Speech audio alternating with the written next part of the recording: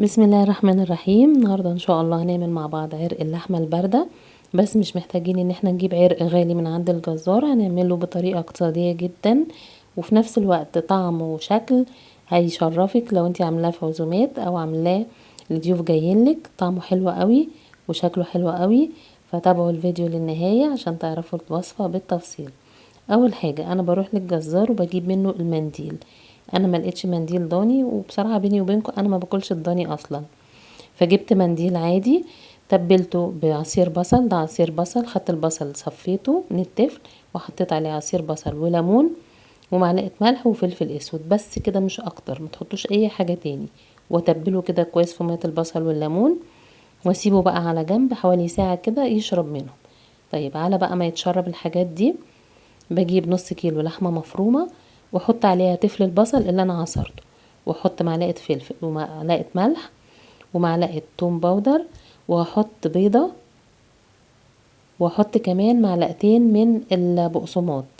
البيض والبقسماط مش هيبان طعمهم، بس في نفس الوقت هيخلي اللحمة تبقى متماسكة. هعجنهم طبعا كويس جدا، كويس قوي قوي، عشان خاطر البيض بقى يتفرم كده مع اللحمة. وبعد كده هجيب بقى اسيبها ترتاح شوية واجيب اللحمة بتاعتي، هجيب استريتش افرده على الترابيزة واحط فيه اللحمة. خلاص هعملها زي رول كده، هنفردها زي رول كده، واحنا بنفرد نضغط علشان خاطر اللحمة تبقى كأنها حتة واحدة، يعني كأنها حتة لحمة واحدة ما تفكش مننا. هلفها بالاسترتش زي ما بنعمل كده اللانشون والحاجات دي، نلفها كده بالاسترتش ونربطها من الناحيتين.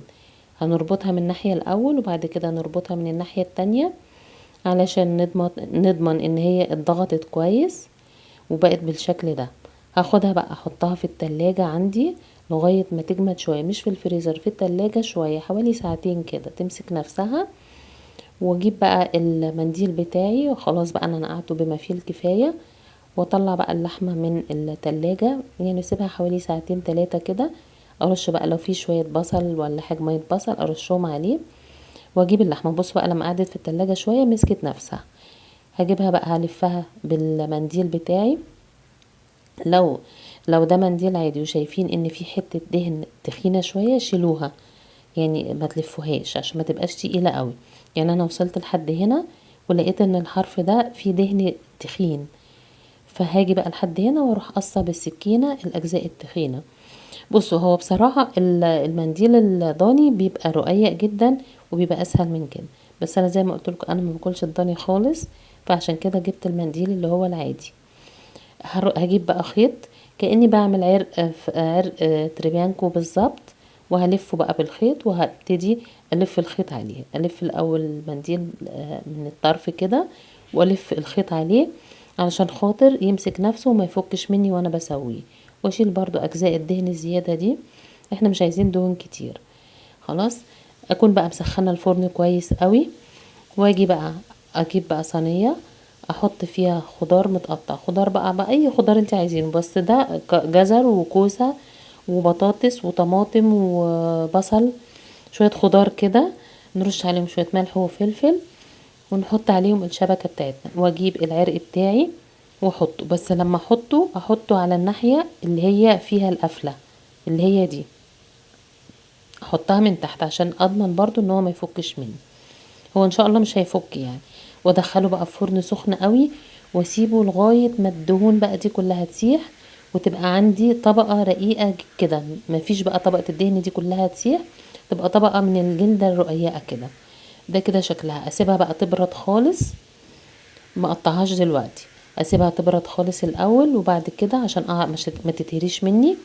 هبتدي بقى اقطعها حلقات زي ما انتوا شايفين كده، كأني بقطع حلقات عرق تريبيانكو بالظبط.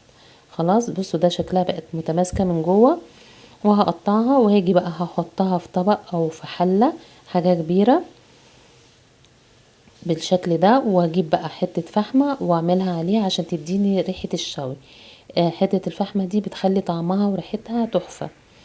وهاجي بقى الخضار بتاعي اللي هو طلع من تحت العرق اللي كان دخل معانا الفرن طبعا كان استوى، ده هاخده بقى اضربه في الكبة او بالهاند بلندر او في الخلاط لغاية بس انعمه قوي لغاية ما يطلع عندي صوص كده، هيطلع ده الصوص بيتقدم معاه. ممكن نقدمه جنبها كده اللي عايز ياخد منه، او ممكن نرشه عليها من فوق بالشكل ده. الطريقة طبعا اللي تريحكم في التقديم اعملوها. بصوا بقى، دي كانت وصفتنا النهاردة. لو كنتوا وصلتوا لحد هنا ما تنسوش بقى اللايك والاشتراك في القناة عشان ان شاء الله يوصل لكم كل جديد. والف هنا، واشوفكم على خير في فيديو جديد ان شاء الله. والسلام عليكم ورحمة الله وبركاته.